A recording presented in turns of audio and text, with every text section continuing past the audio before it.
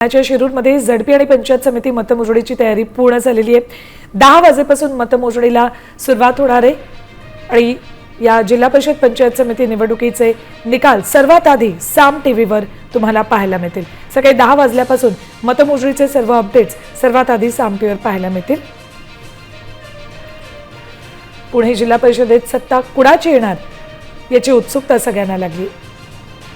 राज्याचे उपमुख्यमंत्री अजित पवार यांच्या निधनानंतर ही पहिलीच निवडणूक पुणे जिल्ह्यातली आणि या निवडणुकीवर अजित पवारांच्या जाण्याच्या दुःखाचे सावट होतं आणि आज अखेरता निकाल लागतात।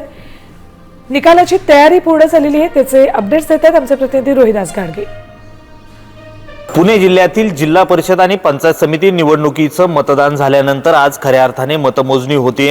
आपण आलो आहोत खेड येथील मतदान केंद्रावरती। या मतदान केंद्रावरती काहीच वेळामध्ये मतमोजणीला सुरुवात होणार आहे।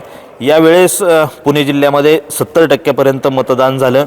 जिल्हा परिषदेच्या 73 जागांसाठी 299 उमेदवार रिंगणात होते, तर पंचायत समिती गणासाठी 528 उमेदवारांनी या ठिकाणी रिंगणात होते।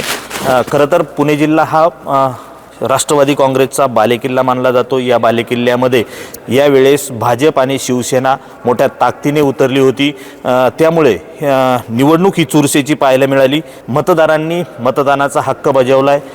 उमेदवारांचं भवितव्य मतपेटीमध्ये बंद झालेलं आहे। आज त्या ठिकाणी समजणार आहे की मतदारांनी आपला कौल कुणाच्या बाजूने दिलाय। अशी सगळी परिस्थिती या ठिकाणी आहे। व्हिडिओ जर्नलिस्ट सुमित भोसलेसह मी रोहिदास गाडगे, साम टीव्ही न्यूज, राजगुरुनगर, पुणे।